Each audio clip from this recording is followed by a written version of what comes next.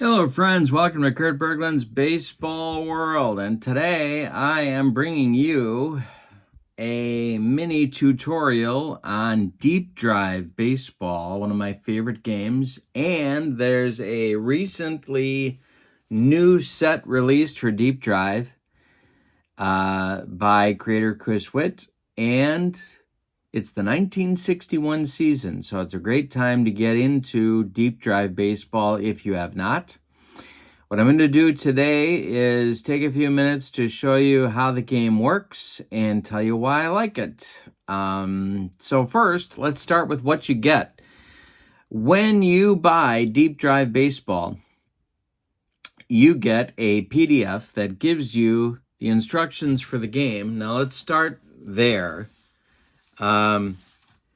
This is version 3. There's been I'd say a minor revision to the rules and the layout of the cards.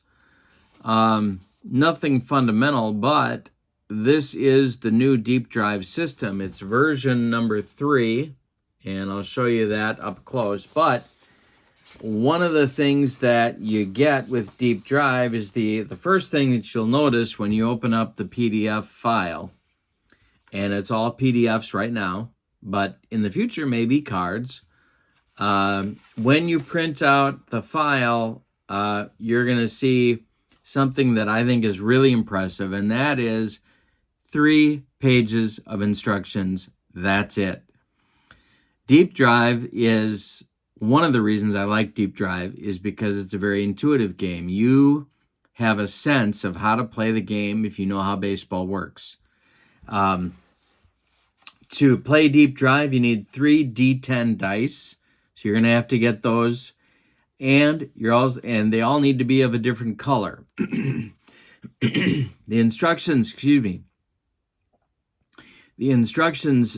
say that recommend red, white, and green. I'll show you how that works in just a moment. But you're going to look at 3 pages of instructions. This is it. These are the instructions. 1, 2, and 3. That's it. The second thing you get when you open the PDF is the cards. Now, the cards will come out in sheets like this.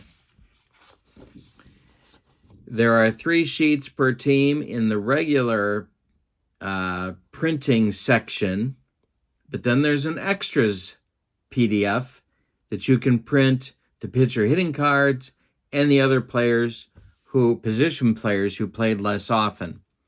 You print this out. This is what your sheets will look like. Every team gets a ballpark card. We're going to look at that in some detail in a moment. And there are, 9 cards per page on each sheet. Each team in the PDF is set up in its own file. So if you're a person who does not like to print an entire season, or maybe you're only looking for targeted teams, it's very easy to help yourself to the teams that you want to print and not print all of them with Deep Drive if you don't want to. The third thing that you're going to notice in the PDF is that you're going to get the charts that you need to play the game. Now, the defense chart is now 1 page. Half of this is range checks, and half of the page is error checks. That's all you need for defense. Then there are, past the instructions, there are some generic charts that you need for the game. They are for runner advancement on groundouts and flyouts. A choice chart, which shows you when you can sort of risk taking an extra base. And of course, risk getting your runner thrown out at the next base by doing so. And then your bunting and hit and run charts. That's it for Deep Drive. You have one defense chart that is customized for that season for range and error checks. The base runner advancement on groundouts and flyouts. The choice chart for making your runners go for an extra base. And the bunting and hit and run, and stealing charts are all sort of generic. Now, you can also print in Deep Drive, you can also print a detailed out chart that is about, 50 or 60 pages long that gives you much more detailed descriptions of what happens in particular outs, where the ball is hit, but it doesn't really change any of the outcomes. I don't use it. I don't print it. I look at it every once in a while, but that's it. It's optional, but that would be an additional piece to the PDF that you could print if you wish. All right, so that's what you get. Oh, one more thing. Each season has a generic set of pitcher hitting cards. That's what this sheet is. There are 9 different pitcher hitting cards. You can use these, or from the extras PDF file, you can print individual pitcher hitting cards which cover most of the pitchers, almost all of the pitchers in the set. I don't think there's a pitcher hitting card for all of them. I think you have to bat a few times to get one. But they're there if you want to use them. If you don't, then you can use the generic pitcher hitting cards if you would rather. All right, now let's take a look at gameplay with Deep Drive Baseball. What you see in front of you is a batter card and a pitcher card from the 1961 set that was just released. You can see that the season year is at the bottom of the card here, 1961 and 1961. All of your stats are at the bottom line for the batter and the pitcher. In this case, it's Bobby Richardson for the Yankees facing Joey J for the Reds. Now, everything in this game, as I said, is intuitive, and 99% of what it is that you're going to do, I shouldn't say that, 95% of what you're going to do is on the card or indicated on the card what you're going to need to do. All right, so first we have a right-handed batter, Bobby Richardson, right with the R here, facing a right-handed pitcher. This is the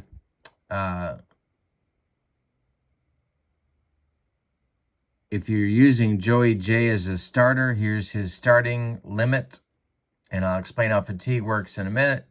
Here's his rest, his reliever, or his rest requirement is 3 days. All right, now I've got my 3 dice here, red, white, and green, as the instructions suggest, although you don't have to have red, white, and green. If you have any 3 different colored D10s, you're good to go. And we've got a sample set up here for how the Deep Drive works. Say we roll a 52. Now, this works on a 100 system, so it's 0 to 49 for the batter.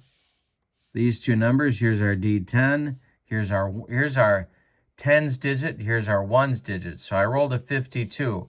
0 to 49 is on Richardson's card. 52 to 99 is on Joey J's card. Well, I rolled a 52, so that's going to be on Joey J's card. We look here, and it's a 52 that falls on DD, which stands for, you guessed it, Deep Drive. So we're going to look at that in a minute. Our modifier die is a 3. So now, what we do is we look at the batter's Deep Drive chart, which happens to be right here. My modifier die is for the Deep Drive, we have to re-roll. I'm going to use this in a minute.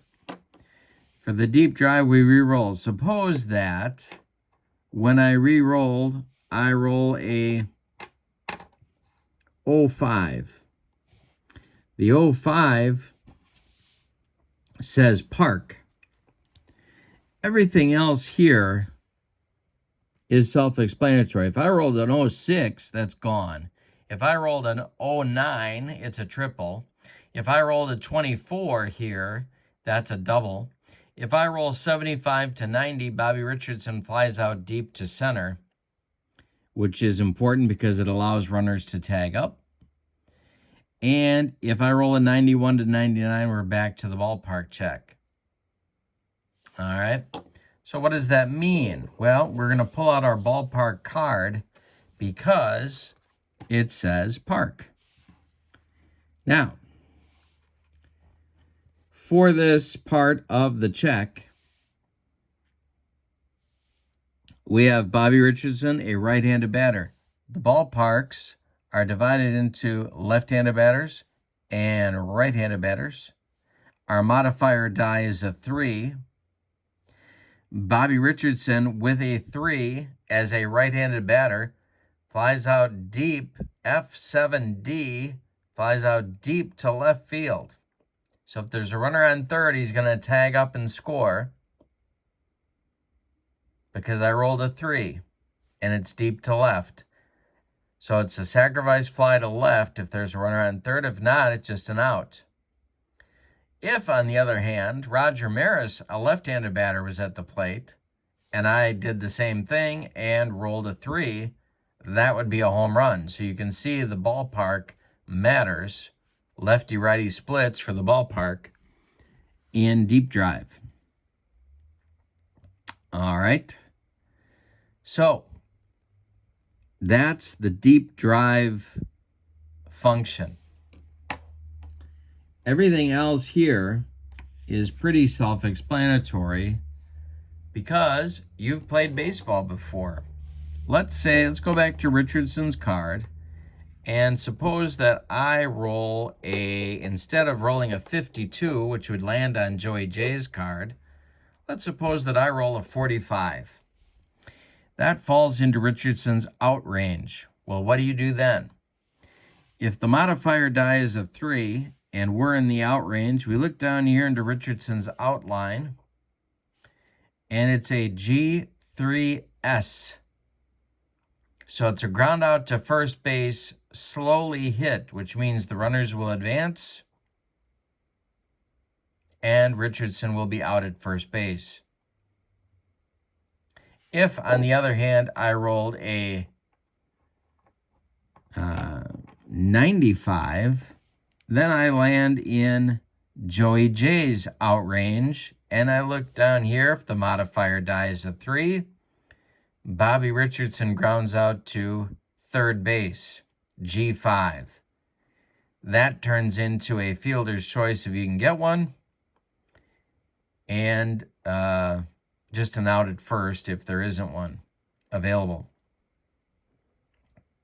Your double play grounders are the H groundouts, G6H. Richardson grounds out into a 6-4-3 double play. If a flyout is hit S, that's shallow, the runners cannot advance. F7, they can advance using the choice chart to tag up and could be thrown out. And as we showed you before, if there is a D after the F7, F8, or F9, then those are your sacrifice flies. Alrighty. Now, everything else on the outcomes, pretty self-explanatory. S plus, or SI plus, you'll see on the hitter and the pitcher card. That's when runners can try and advance an extra base on a single. SI is typically when runners advance only one base on a single. SI plus would invoke the choice chart again as a way for the manager to decide if the runner is going to try and stretch to another base. the walks, hit by pitch. Richardson rarely walked, rarely struck out, so you have to roll another D10 to see if that actually happens on the pitcher or strike on the pitcher walk or strikeout number. Defense is when you're doing a range and error check or error check. And the out range, if it lands in there, you're using your modifier die to look at the out line and see if where the out is made and if the runners can advance. There is a chance for line out double plays. If a 0 is rolled on the modifier die, but you have to re-roll and find out if that has happened. All right, now let's take a quick look at the charts and what those look like. These are the pitcher hitting cards, so you can see that even though they're generic, and your pitcher hitting card is referred to here under bat, so you know that Joey J would use the C hitting card. So that would be down here. This would be Joey J's hitting card, the C card. And you can see 0 to 49, this is what you would roll. And if it was 50 to 99, then it would go to the pitcher card that Joey J was facing. Pretty straightforward pitcher hitting cards. Next is your bunting and your hit and run charts.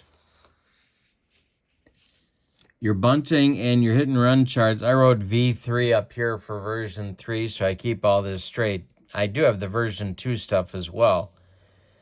But depending upon what you roll on the batter or hitter card, that tells you what your bunting result is. You're going to use the modifier die to see where the bunt went, what direction, what fielder handles it. And you're going to do the same thing for hit and run. Every player has the hit and run ability here based on what happens on your chart. So if you have, for example, a player that strikes out a lot, you're going to roll the strikeout more, and that's going to lead to foul balls and batters having to attempt to steal, missing the pitch, that kind of thing. But depending upon what you roll on the card, that tells you what your hit and run outcome will be. There's not a specific hit and run rating as some games have. It's all pretty much based on whether they make contact a lot or not, whether they walk a lot or not, and whether they strike out a lot or not. So that's bunting and the hit and run charts. Then we have the base runner advancements. Now, this page is where you see what happens on flyouts. So, for example, if it's an F7D, as I said before, and you have an average runner, they tag up and score. Okay, you also have the possibility of runners being able to tag up and automatically go to third.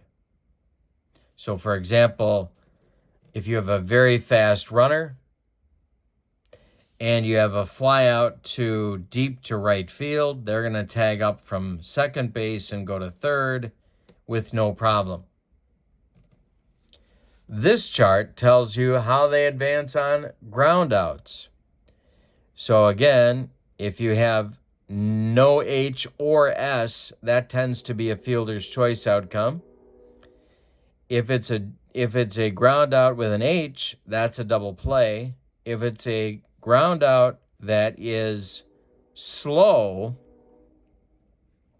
G1S, G2S, G3S, G4S, G5S, and G6S, slowly hit, always it results in an advance. And then this is how runners can advance. This is your choice chart. So when you, or no, this is your, sorry, this is what happens on hits. So if you have a single plus, there's a chance for the runner to take an extra base. If there's just an SI with no plus, typically they don't, although if they're fast or very fast, they could push it and use the choice chart.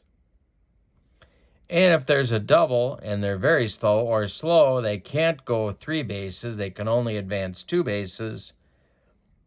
And if they're average, fast, or very fast, they could advance the extra base on the choice chart. Now,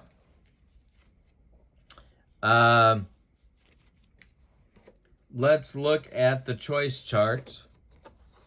It works with a reroll. So it says here, on a single, if the defensive manager throws home, a runner who started from first may attempt to move up to third on the throw. If they try for third, the defensive manager can either continue for the out at the plate or cut the ball off. If they cut the ball off and go for the trail runner, this is the chart you use. If not, this is what happens on the reroll for a choice chart. So for example, let's go back here. Suppose there's a double that you've hit. There's a very fast runner on first and you want to try and score him. Then you come to the choice chart. You reroll 2 D10s and you look at this column and see what happened. It's that simple. It's very, very intuitive. All right. Now, last thing we should look at is the range chart and the error chart. Let's do that now. When you roll a defense check, which could happen either on the batter card here, in the case of Bobby Richardson, if you roll a 13 to 16 defense, or in the case of Joey J, 72 to 75 defense, then you got 2 choices. You can either use the chart that may make you roll 2 more times, depending upon what you roll. This one divides the range rating, the error rating, the error roll, 0 to 99. And you might have to re-roll on the range chart. Here, it's all on one chart. You roll once. It could be 0 to 41 for an error, for a range check, and 42 to 99 for an error check. So I like to roll one time, and so this is the chart that I use. So we come back here, we get a defense check. Let's suppose that Richardson is facing Joey J and we roll a 75. We come back here, we roll our 2 D10s and we get a 64. And the 64 tells us that we're going to check our catcher's fielding rating. And depending upon what his rating is, because we rolled a 64, if the catcher is a 5, 4, or 3 rated fielder, he's going to field the grounder in front of home plate and fire to first for the out. If the catcher is a 2 or a 1 rated fielder, he's going to make a 1-base error and fumble the play. And if he's a 0, it'll be a 2-base error. He's going to launch that baby down the right field line, that throw. So these are your range checks and your error checks all on one chart.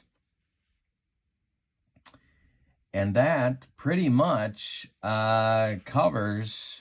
Now, I didn't go through the steal process. I'm going to do that when I do a demo game, which will be coming up on my channel. You're going to be seeing a lot of Deep Drive on my channel in 2023. all of that will be ahead. You'll see I'll slow the pace of play down, and we'll go through the steal process and some other plays that some injury possibilities. There are potential injuries in the sim that you can run into as well, and we'll kind of go through everything so that you get a good look at it. I'm going to put the well, let's wrap things up here. There's one other piece of the PDF that I haven't mentioned, and that is that Chris also supplies the commonly used batting order for each team. So if you don't want to go by as played lineups, which of course, if you don't go by as played lineups, you will cause heads to explode all over this great land of ours. But if you decide to risk it, then Chris will give you a starting point. With each team, you get a commonly used batting order for that team in that season for all of the teams. So that's a nice thing as well. I'm excited about Deep Drive. I liked version 2. I like version 3 even more. It's a game that I feel like flows. I'm playing the version 3 games now in about 25 minutes, sometimes less. And most, as you can tell from the cards, most of the outcomes, most of the results are resolved in just one roll. So you can really get a game played certainly in less than 30 minutes. And even if you're going slowly and using a lot of strategy, you're going to be in that ballpark as well. I like Deep Drive as well because I really get a sense of the players and the teams from looking at the cards, and that's something that I enjoy as well. I want to have, when I'm playing a sim, I want to have fun, I want to be entertained, and I also want to feel like I'm learning something. And I do both of those things with Deep Drive. I encourage you to check it out. The link for Deep Drive is in the description for this video, along with the link for channel membership. If you're not a member of my channel, you should take a look at that. With channel membership, you get discounts on the secondary store, access to members-only exclusive videos, and not only that, but a free gift from me every month in the form of PDFs that I create from cards that I create every month. So lots of good stuff for channel members. But check out Deep Drive. The link to the website is in the description for the video, and I think it's worth a look. You'll be seeing more of it on my channel as well, so you can get a better sense of how it plays. Have a wonderful evening, and stay safe. Enjoy your holiday season, and practice good mental health, my friends. It's a stressful time of year. Have a good night. So long, everybody.